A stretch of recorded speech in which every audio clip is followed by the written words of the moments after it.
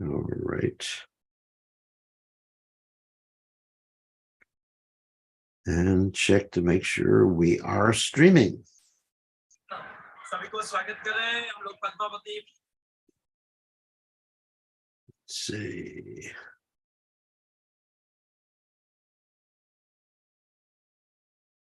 Yes, we are live. Oh, okay. Let me go back. Okay, let's chat. All right, good. What are we going to chant? Vaishnava Vignapati. Vignapti. Okay.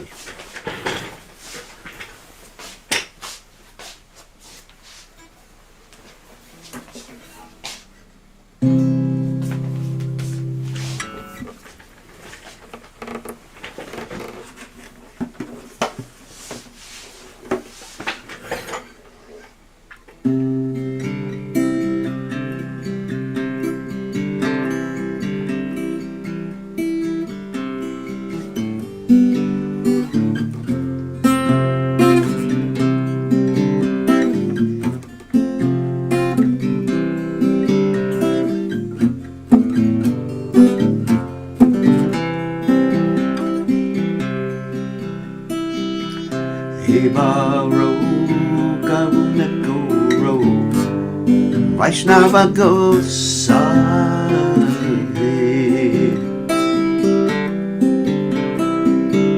Eva Ro Karunako Ro Vaishnava Goswami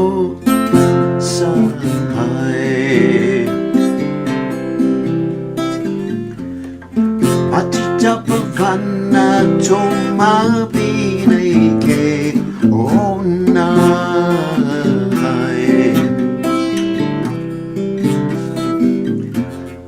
Patita Pavana Toma Pinake Ona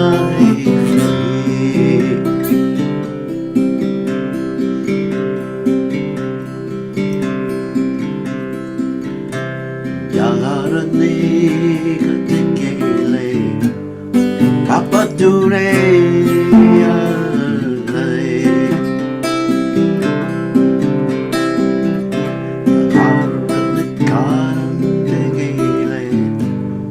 Papa Dure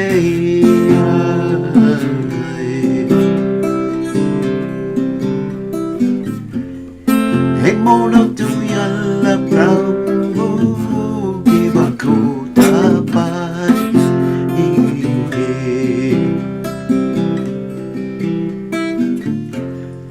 Hey Mona Kuyulla Kobu Givakuta Pai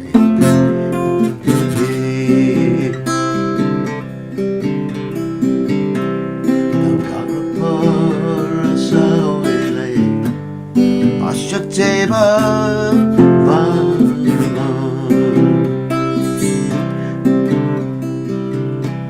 Gangara Purasa Pashateva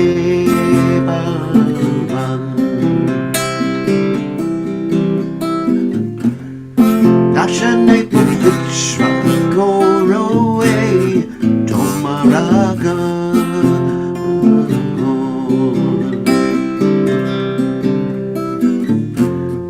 Dashane Putra Goroe Tomaraga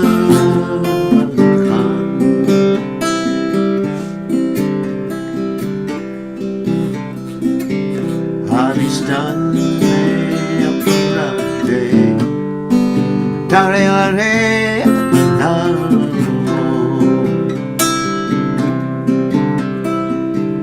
Haristane Apurate Tare Are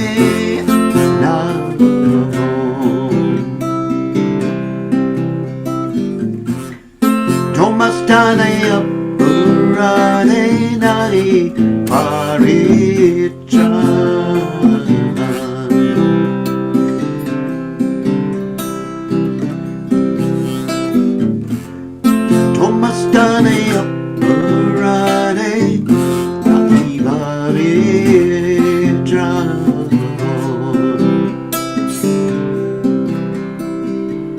Tumara rejoice, go beneficial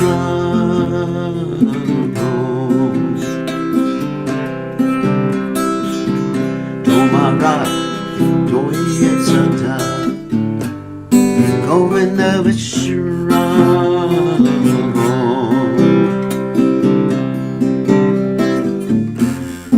Govinda Govinda Mora Vaishnava Puran.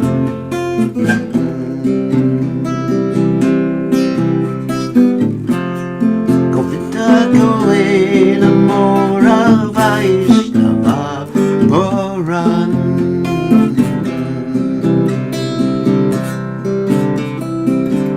Patijan Gloriosa Charana do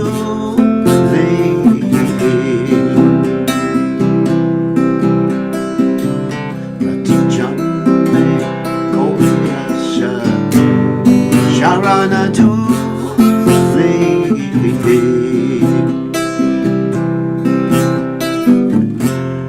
Naruttama Goro Doya Nara Holy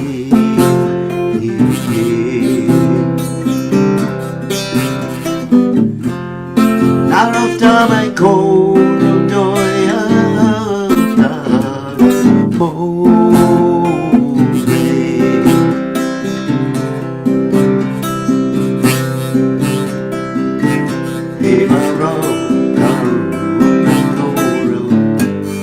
Vaishnava Kotsalai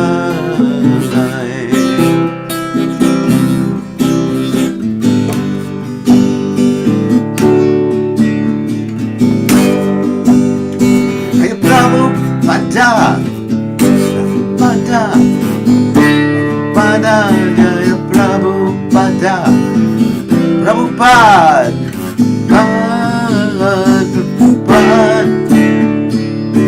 Prabhupada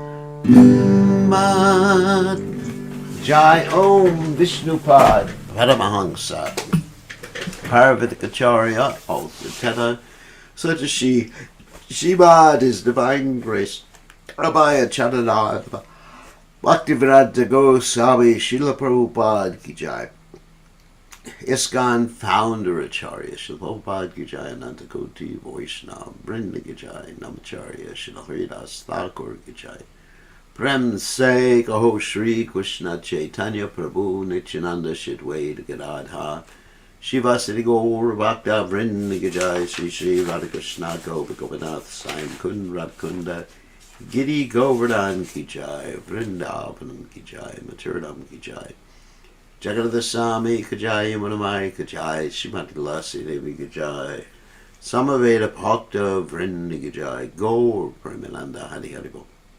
All glories to the assembled devotees. All glories to the assembled devotees. All glories to the assembled devotees. All glories to Shri Guru and Gauranga Srila Prabhupada Ki Jai. Go Premananda. Nama Om Vishnu Padaya. Krishna Pristaya Bhutale. Srimati Bhaktivedanta Swamini Namani. Namaste Saraswati Deve Gauravani Pacharni Nivashesha Shunyavadi Paschacha Dejatarni. So, let's read the translation. O Vaishnava Goswami, please be merciful to me now. There is no one except you who can purify the fallen souls. Where does anyone find such a merciful personality by whose mere audience all sins go far away? One becomes purified after bathing in the waters of the sacred Ganges many times, but just the sight of you purifies the fallen souls. This is your great power. The holy name delivers one who is offended, Lord Hari, but if one offends you, there's no means of deliverance. Your heart is always the resting place of Lord Govinda, and Lord Govinda says, the Vaishnavas are in my heart. I desire the dust of your holy feet, and every birth I may take, please consider Narottama yours, and be kind upon him. Narottama Das Thakur Ki Jai. So we're continuing with our study of the Sri Isopanisad. And the Sri Isopanisad is a very philosophical text, so we go rather slowly through the Sri Isopanisad. So let's continue. We're reading from the 8th verse of the Sri Isopanisad. And we're going to recite the 8th verse again, even though we recited it yesterday.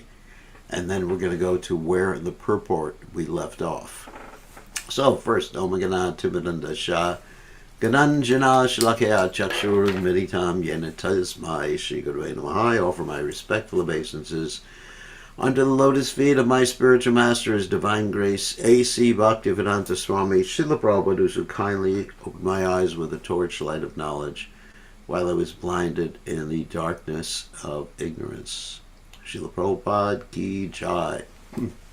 Okay, so now we will share the screen, since I'm so merciful to share my screen with you.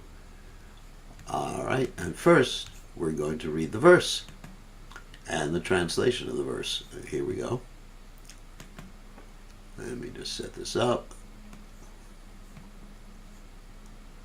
All right. Here's the verse again.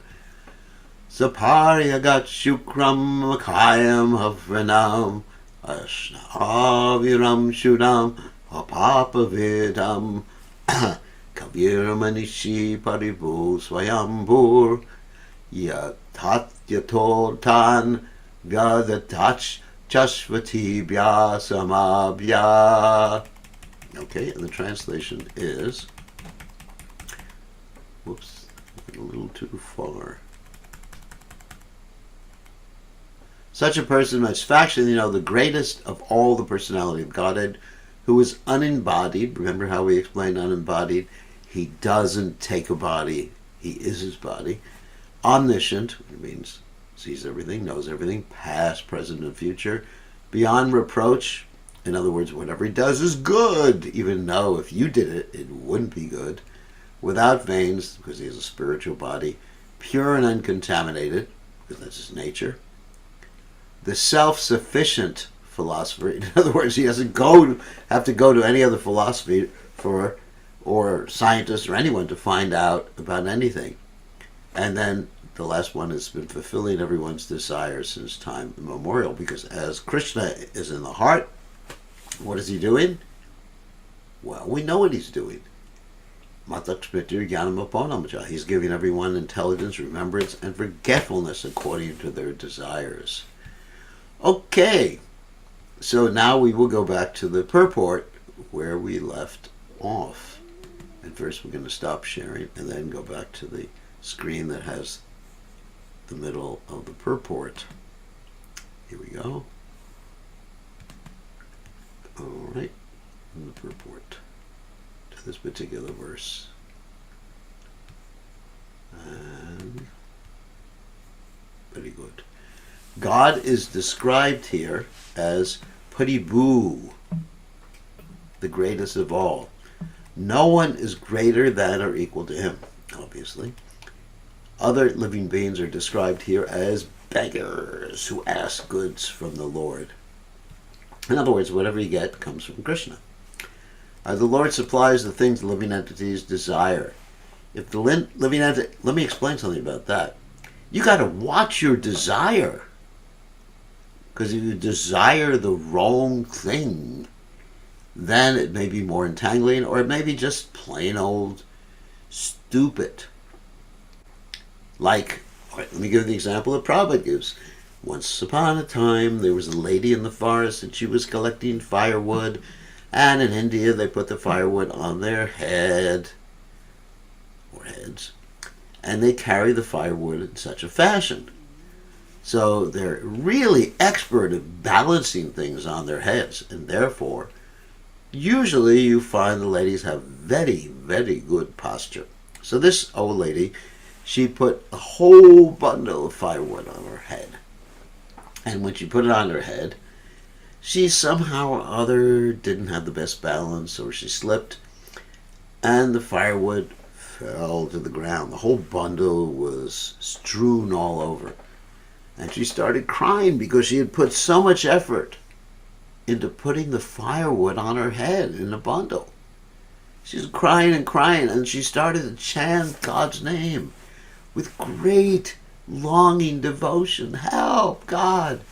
Krishna, Krishna, Krishna. All right, she was chanting like that. Krishna appears. And she offers her obeisances. Please accept my humble obeisances. All glory to Prabhupada. And so Krishna said, my dear devotee, what do you want? And this lady, not thinking properly, there was God. She could have anything. She said to him, my dear Lord, see all these sticks on the ground? Could you please pick them up, put them together, and put them back on my head? Now that is stupid! So usually we desire stupid things that just increase our misery or just continue our existence in this material world, even though we think they're going to make us happy. Just like the lady's thinking the bundle of wood on her head is going to make her happy, or at least enable her to do her service or duty. If the entities were equal to the Lord in potency, if they were omnipotent and omniscient, there would be no question of their begging from the Lord even for so-called liberation. Real liberation means going back to Godhead. Liberation, as conceived of by the impersonalist, is a myth, and begging for sense gratification has to come eternally, eternally, unless the beggar comes to his spiritual senses and realizes his constitutional position. Until you realize it's fruitless to beg for sense gratification, you're just increasing the burden on your head or in your heart or whatever. Just getting more hard work, more anxiety. Tell me all about it. Only the Supreme Lord is self-sufficient. That means he doesn't need anyone else. When Lord Krishna appeared on earth 5,000 years ago, he displayed his full manifestation as the personality of Godhead through his various activities. In his childhood, he killed many powerful demons such as Aghasura, Bakasura, and Shakatasura. And there was no question of his having acquired such power through any extraneous endeavor. Nor did he get his power from someone else. Nor did he take the help of anyone else. He lifted Govardhan Hill without even practicing weightlifting.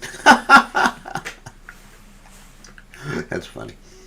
We have devotees who, lift weights. It's called pumping iron. And they develop their muscles, and gradually they can lift more and more and more weights, and they get what's called six-pack abs. And I'm not saying it's bad, it's just they have to go through a lot of endeavor, a lot of practice. In my book, it's pretty boring. But anyway, Krishna didn't have to do that. And he didn't have six-pack abs, and he didn't have these bulging things on his arms called muscles. He looked very beautiful. And he was still powerful. Can you imagine if someone doesn't have big muscles, how much are they going to be able to lift? But Krishna was able to lift without any muscles. In fact, no bones, no veins, no muscles, because his body is Satchidananda, eternity, bliss, and knowledge, and he can do anything he wants. As that song goes, he's got the whole world in his hands. Anyway, so Krishna lifts up all the planets with his gravity without even batting an eyelid. So he danced with the gopis without social restriction and without reproach. In other words, Krishna could do things that we should not do because he's God.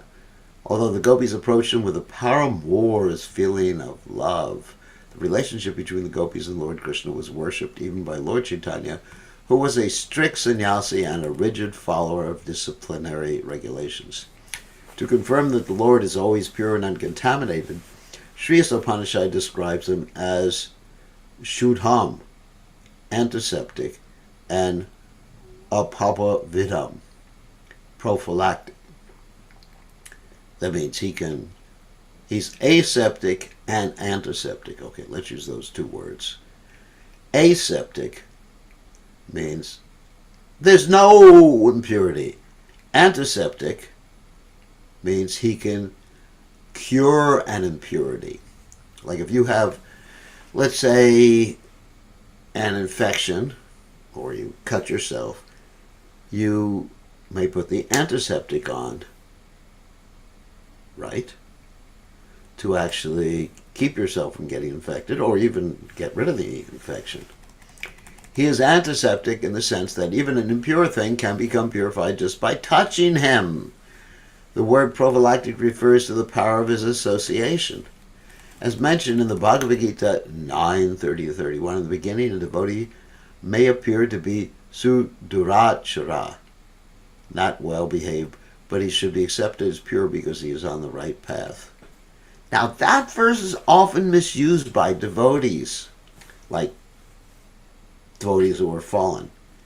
And they say, this verse says, my devotee, in spite of the most abominable actions, be considered saintly because he is rightly situated.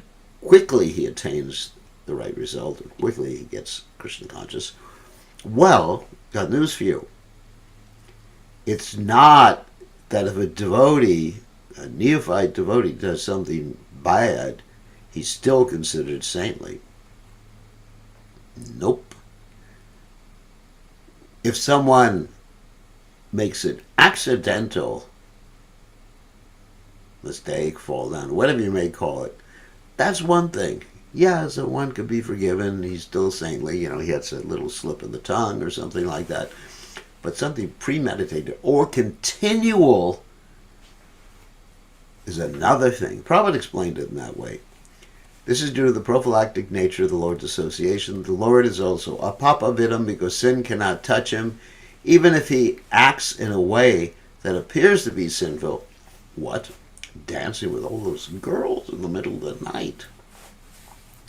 Such actions are all good, for there's no question of his being affected by sin. He writes the law. He's the lawgiver, the law of God. And he doesn't have to adhere to that law. For example, there's the law of gravity. And Krishna doesn't have to adhere to the law of gravity. Or the law of action and reaction, or the law of cause and effect. Because in all circumstances he is Shuddha, most purified. He is often compared to the sun. The sun extracts moisture from many untouchable places on the earth, yet it remains pure. In fact, it purifies obnoxious things by virtue of its sterilizing powers. If the sun, which is a material object, is so powerful, then we can hardly begin to imagine the purifying strength of the all-powerful Lord. Very good example. So now we go. Yesterday we did yesterday, let me just write this down. The 8th, and today we're going to the 9th. Today we also did the 8th, but the second part of the 8th, and we'll go into the 9th. 9th? Okay. Andam tama parishanti ye vidyam upasate tatho bhuyayivate tamo yahu vidyayam rataha. Those who engage in the culture of nescient activity shall enter into the darkest region of ignorance. Worse still are those engaged in the culture of so-called knowledge. Wow.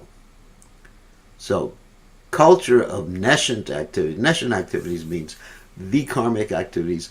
Activities that give you a bad result. For example, eating meat, taking intoxication, illicit sex. All these things are nescients. Nescient means like ignorance.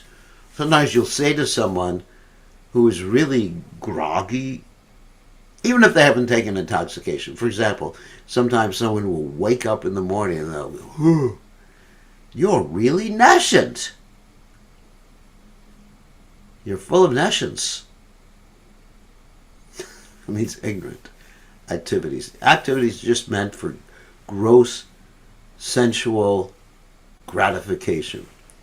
And so that brings you down, down, down, down, down. Animal species or worse. And worse is those who speculate on the nature of the absolute truth and decry the personality of Godhead. Okay. So That's a basic explanation of this particular verse. Those who decry or criticize God. That's what it means here.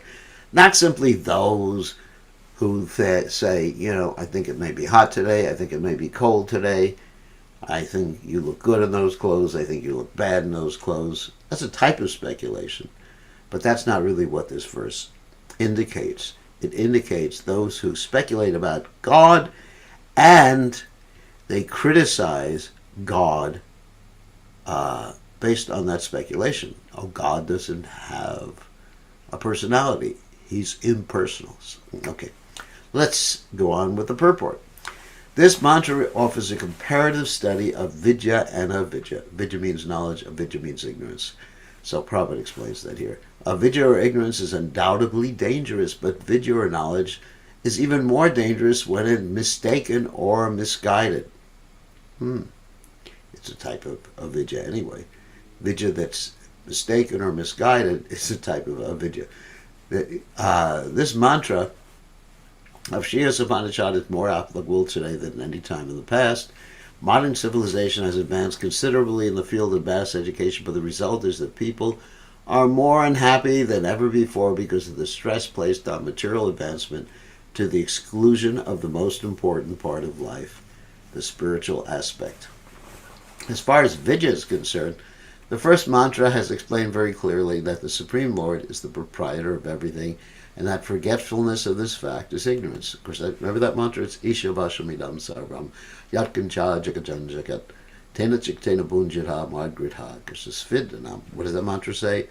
Everything is owned and controlled by the Supreme Personality of Godhead, and everybody is given his quota to use in God's service. I'm paraphrasing that mantra. So, that's knowledge. The more a man forgets this fact of life, the more he is in darkness. In the view of this, a godless civilization is directed towards the so-called advancement of education is more dangerous than a civilization in which the masses of people are less educated. How is that? Because it's better, to be a fool who knows that he's a fool, got it, than to be a fool who thinks he's educated or indoctrinated with materialism. At least, less educated people will be more likely to take up Krishna consciousness than those who are educated in the wrong way. Okay? Now, I'm not saying that educated people have a difficult time of taking up Krishna consciousness, but if you're educated in the wrong way, Prabhupada said, giving the example, trying to teach someone to play the piano, if they speculated and taught themselves how to play the piano, in other words, they did it the wrong way, then it's much more difficult to teach them to play the piano the right way than those who don't know anything about playing the piano. So Prabhupada said when we talk to people, we have to convince them that what they know is questionable. In other words, it's not absolute. What do you know? Of course, that's called epistemology, the study of knowledge. What do you know? Why do you think you know what you know? And that's a very interesting way to approach people. Of the different classes of men, karmis, that means one who acts to get some material benefit. Jnanis, those who speculate and try to understand things using their own power, and ultimately are interested in liberation. And yogis are those who are somehow or other connected to Krishna through different yoga processes. And we are yogis too. We're bhakti yogis, but there's karma yogi, there's jnana yoga, there's ashtanga yoga, there's hatha yoga. Basically, the word yoga means to connect. It comes from the root yuj, which means connection, which becomes in English the word yoke, to yoke something to something else. Anyway, The karmas of those who are engaged in the activities of sense gratification in the modern civilization, 99.99% of the people are engaged in the activities of sense gratification under the flags of industrialism, economic development, altruism, political activism, and so on. All these activities are more or less based on satisfaction of the senses, to the exclusion of the kind of God consciousness described in the first mantra. Remember, first mantra, everything belongs to God, everything is meant for His pleasure. He gives us a quota. Okay. So, satisfied to the exclusion. Yeah, I was going to say something about this. All these activities are more or less based on satisfaction in the senses. Yeah, anyway, that's pretty easy to understand. In the language of the Bhagavad Gita, people who are engaged in gross sense gratification are, Bhagavad Gita 7:15, are mudhas, asses. Phew. The ass is a symbol of stupidity. I mean, even in English, if someone's stupid, we say, he's an ass. And in Sanskrit, it's the same thing. It's a muda. Don't go calling people mudas when you're in India. Those who simply engage in the profitless pursuit of sense gratification are worshipping avidya according to the Sri Isopanisad.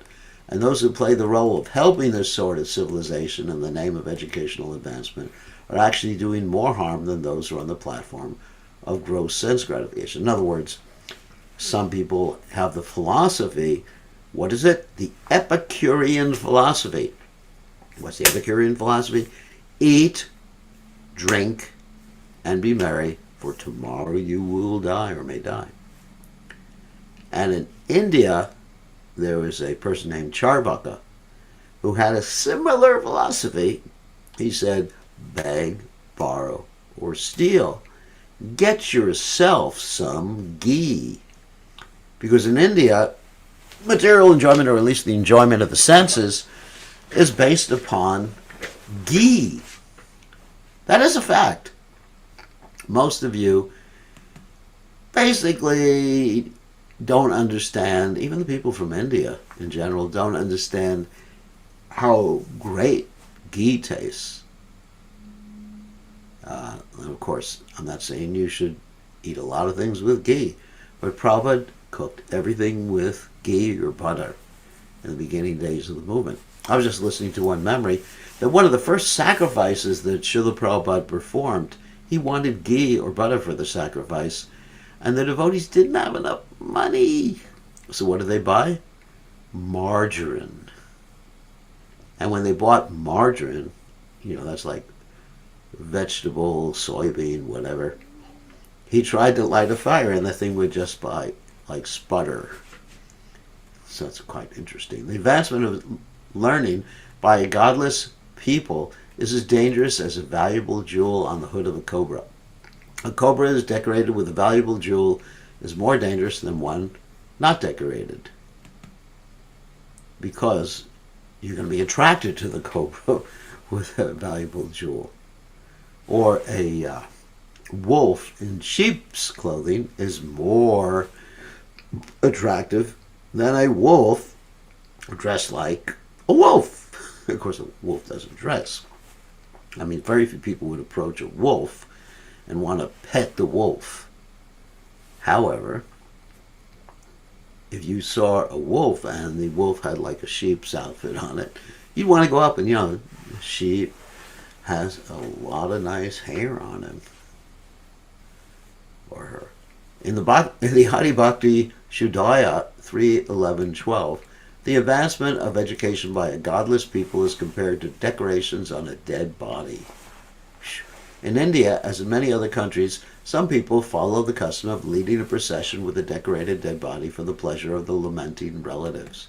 It's called a funeral. And in America, we have all these funeral homes and we decorate the body. I remember I've been to some funerals and I was just thinking, wow, decorated so nice. The body looks so good. It looks like the person's going to jump out of the coffin. Whew. That would be kind of gruesome. In the same way, modern civilization is a patchwork of activities meant to cover the perpetual miseries of material existence. But all such activities are aimed towards sense gratification. But above the senses is the mind, and above the mind is the intelligence, and above the intelligence is the soul. These are subtle matter.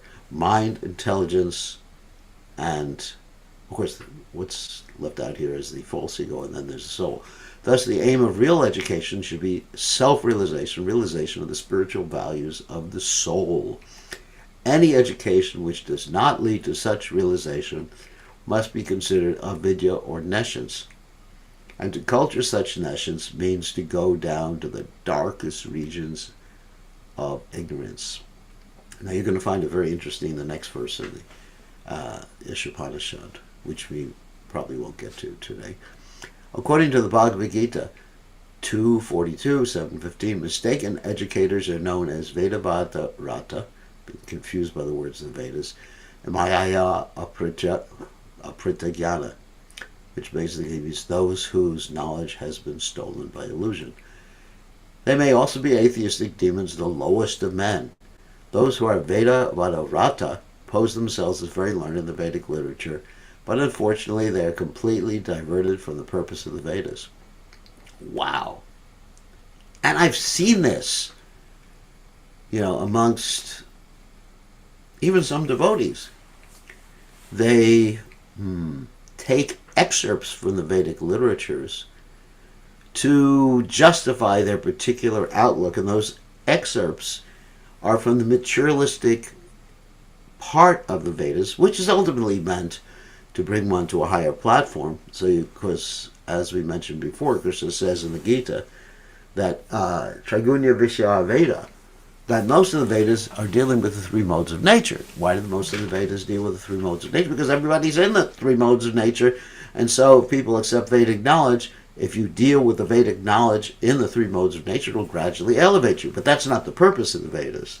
The purpose of the Vedas is to reach Krishna consciousness, but there may be some preliminary things that are required for people in lower stages to come to understand that purpose. But sometimes we find devotees who should be understanding the ultimate purpose of the Vedic literatures, quoting from parts of the Vedas that are meant for those in the lower stages of human existence.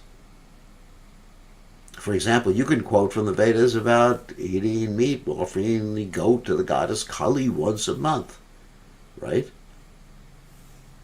That's in the Vedas. However, it's not meant for us. Or, let me be more specific about this. Sometimes devotees try to impose a materialistic caste system in the name of varnashram on society, on the Krishna conscious society. In this way, they may discriminate against people who are born in a certain country, people of a certain gender, like that, and it's going on.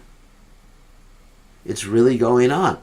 Because they forget, they divert, or they are diverted from the ultimate purpose of the Vedas, which in the Bhagavad Gita, the next sentence, in the Bhagavad Gita 15:15 is said that the purpose of the Vedas is to know the personality of Godhead.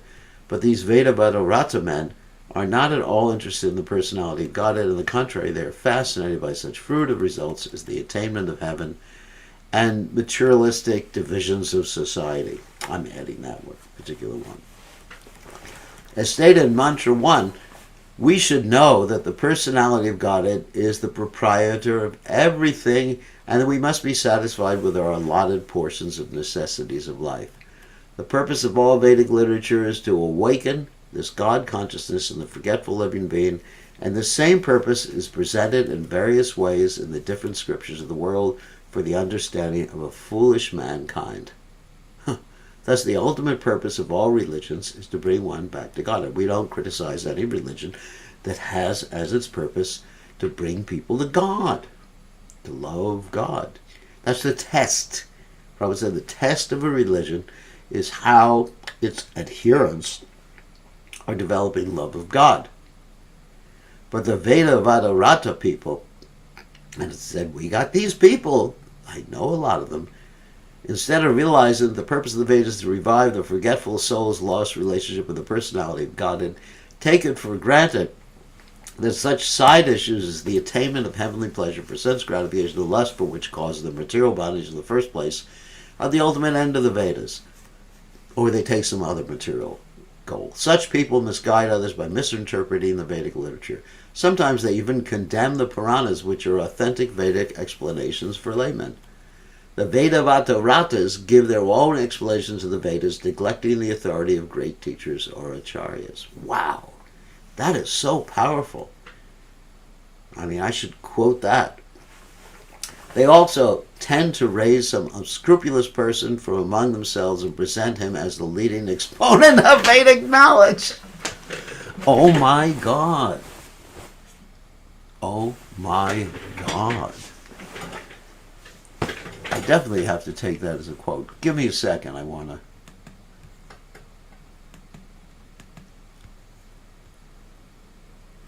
just copy that, if you don't mind, and put it in a text file. Give me 1 second.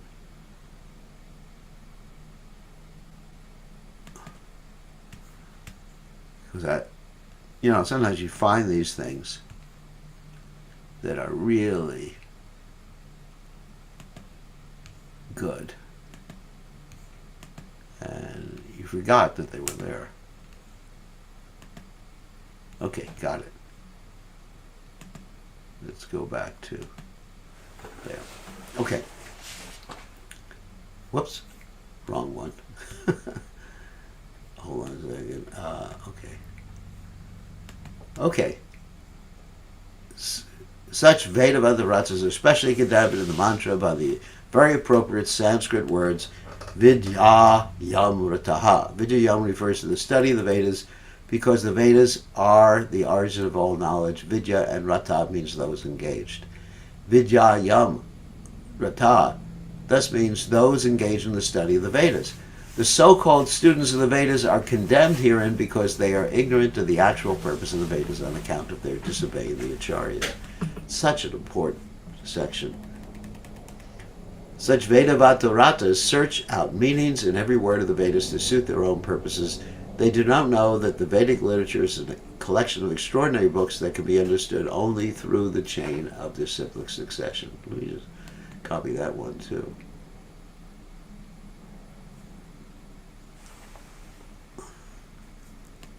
Sorry about this. To me, it's very important for research I'm doing and other things. So, when I run into something, I want to save it. Okay.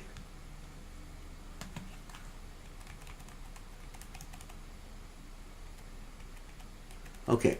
One must approach a bona fide spiritual master in order to understand the transcendental message of the Vedas. That is the direction of the Mundaka Upanishad 1.2.12. These Vedavata-rata people, however, have their own acharyas who are not in the chain of this transcendental succession. Thus they progress into the darkest region of ignorance by misinterpreting the Vedic literature. They fall even further into ignorance than those who have no knowledge of the Vedas at all. So they're misusing the Vedic knowledge because they think they understand it. Okay. Then there's another class here. The Maya Paritagyana, that means those whose knowledge is stolen by illusion. Class of men are self-made gods. Such men think that they themselves are God and that there is no need of worshipping any other god. They will agree to worship an ordinary man if he happens to be rich, but they will never worship the personality of Godhead. Not only rich, but also famous or attractive or something like that. I mean, for example, look at a little bit of examples, some examples now. Let's say someone is a movie star. In India, you call that Bollywood. In America, it's Hollywood. Then they're surrounded by paparazzi. Or even in the UK, you have the royal family. And recently, if you've been looking at the news, the royal family is not so royal anymore. who's going to criticize? Anyway, but because they have some position, they have some worship. And I remember one time I was in the UK. Where was I? In Winchester or something like that, or Southampton. And the Queen drove by and everybody was worshiping her. Such men, unable to recognize their own foolishness, never consider how it is that God can be entrapped by Maya, his own illusory energy. So in other words, God is not entrapped by Maya, but they think they're the controller. They may not say, I'm God. No. But Ishwaraham aham bogi siroham bhagavan sukhi. They think, I am the controller. Just like we hear, Isha Vashamidam Sarvam. Krishna's the controller. So Ishwara Parama Krishna. Krishna's the supreme controller. So they're thinking, I'm the controller. Ishwaraham. I am the enjoyer. Everything's meant for my enjoyment. Whatever I see, whatever person I see, whatever food I see is meant for my enjoyment. Aham bogi, siroham. I'm perfect. I can, take care of anything. Balavan. I'm strong. Big muscles. Sometimes we think like that. I'm strong, but one day Krishna will just take away all your strength and you'll just be sitting there in a wheelchair or whatever, or you'll have a headache and you won't be able to do anything. So Krishna's teaching us we're not Ishwara Aham Bogi. We're not any of these things. So, and we are entrapped by Maya. We're thinking that we are this body. We're thinking that we're residents of this world. We're thinking that we're human beings. We're thinking that we're Americans or Indians or something like that. So God is never entrapped by that. So how can you be the supreme control and everything like that if you're an illusion? Impossibility. If God were ever entrapped by Maya, Maya would be more powerful than God. Actually, this is the problem with the impersonalists, okay? They have this vivarta, this illusion. They say, the absolute truth, God is an illusion, therefore what? He's an illusion, because therefore we're God, and we're an illusion, we're the absolute truth, and everything's God, and everything's Brahman, but Brahman is an illusion. But Brahman means the greatest, and if it's the greatest, it can't be an illusion, because the illusion wouldn't be able to overpower Brahman. You understand? They're saying illusion is more powerful than Brahman. Such men say that God is all-powerful, but they do not consider that if he is all-powerful, there's no possibility of his being overpowered by Maya or illusion. These self-made gods cannot answer all these questions very clearly. They are simply satisfied to have become God themselves. Now, as I mentioned, they may not call themselves God, but certainly their consciousness is like that. The consciousness is, I am the controller, I am important. But actually, you are insignificant. You are not the greatest, and you are not the worst. You understand? You are not anything significant. You are part and parcel of God. And in God's eyes, you're significant because he loves you. But in relationship with God, you are not significant. You're just one of unlimited living entities. And you're all equal before the eyes of God. Okay. So we finished 9 today. Jai. So let's take some questions. A lot of information today. There must be some questions that some of you have about this knowledge. I mean, if you don't have any questions, that means you're just sleeping during the class. You're just spacing out. So who has a question? Oh, no one has a question. It's interesting.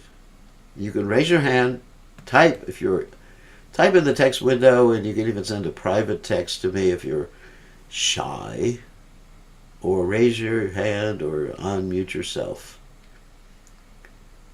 Okay. Now's your opportunity.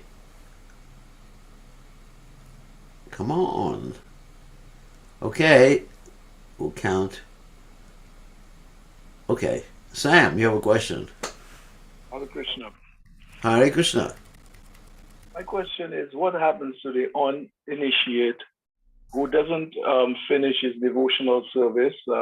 At what he dies? At what he comes back? At what point does he start back? If he wasn't initiated, would he start back where he left off before death? Yes, there's no requirement to be initiated to make spiritual progress. To attain perfection, then generally one should be initiated. The reason I'm using the word generally is that if one is a resident of Braj, Vrindavan, or Mayapur, then Krishna directly is your guru. But for the rest of us jiva souls, uh, it's necessary to be initiated and accept guidance to achieve perfection. But in the meantime, even before initiation, we can make progress. Just one chanting of Hare Krishna brings us closer to Krishna. Two chanting bring us even closer to Krishna. Eating prasadam brings us close to Krishna. Uh, so there's no necessity of initiation. And then the second part of the question is, there's necessity to achieve complete perfection. But the second part of the question is, yes, whatever you've achieved in this lifetime, even before initiation, you get to take with you. And you're guaranteed, unless you do something really weird, you're guaranteed a human body. And you're guaranteed the opportunity to take up devotional service. You may first go to the heavenly planets. That may happen. Or if you're very advanced, you may take birth in a devotee family in your next life. But at least you're guaranteed a human birth. Prabhupada actually told me that when we were feeding prasadam to ducks, and I think you all know what ducks are, they're called quack quacks. So Prabhupada said when we were feeding prasadam to ducks, Prabhupada said these ducks would take birth as human beings in their next life. So some of you may be some of those ducks, for all I know, that got prasadam from us. You may remember your past life as a duck. So yes, so there's no danger. Actually, Krishna says a little advancement saves one from the most dangerous type of fear. Prabhupada defines the most dangerous type of fear as losing the opportunity to be a human being and taking birth in a lower species. So, who else has a question? Oh, Sam, you have another question. The one question, but you would not go back to Godhead. I mean, without being initiated. Generally, that's the case. Well, not just initiated. Initiated is just a ceremony, but to actually follow and love, you have to serve Krishna with love and devotion according to what Krishna wants, enthusiastically, and under the guidance of a great devotee, which means initiation. I mean, that's a general principle. There are certain exceptions in certain cases, but they are quite rare. Because that's the instructions. That's part of the instructions of our acharyas. Rupa Goswami states that in the Nectar of Devotion, which is the Bhakti Rasamrita Sindhu, that it's one of the essential items in devotional service. To serve Krishna under the directions of a pure devotee and to be initiated, to hear the holy name, at least to take first initiation. How do we? Krishna Gurudev. Okay, Rishikesh, you have a question. Yes, Gurudev. To this point, I just had remembered, there are some statements in Bhagavatam which says, if you give a gift of Srimad Bhagavatam in Bhadra Purnima, Sukadev Goswami is blessed, that you will achieve the supreme destination. How do we understand this? Can we take it literally, or is it just something, That's literal. That's literal. But you have to do everything else too. It doesn't mean you'll achieve the supreme destination right now. That means you'll get directions on how to achieve the supreme destination, and you have to follow them. And once you follow them, you'll be successful. So it's not a free ride. Give a gift to Srimad Bhagavatam, and then for the rest of my life, I'm just going to be a debauchee.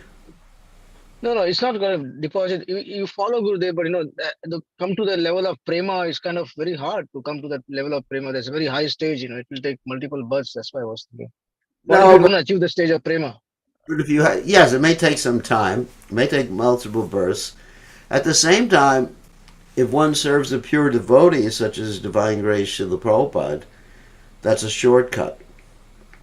In the Bhagavad Gita, of course, you have that verse, Mohanam Janmanamante Gyanavamam Prabhajate Vasudeva Sarvamiti Samahatma Sudurva. After many, many births, one may come to the stage of perfection, understanding how Krishna is everything. But if one has the mercy of a pure devotee, the pure devotee promises one that, you followed completely in this lifetime, you will go back to Godhead, then you pretty much have it made. I mean, that's a promise of a pure devotee.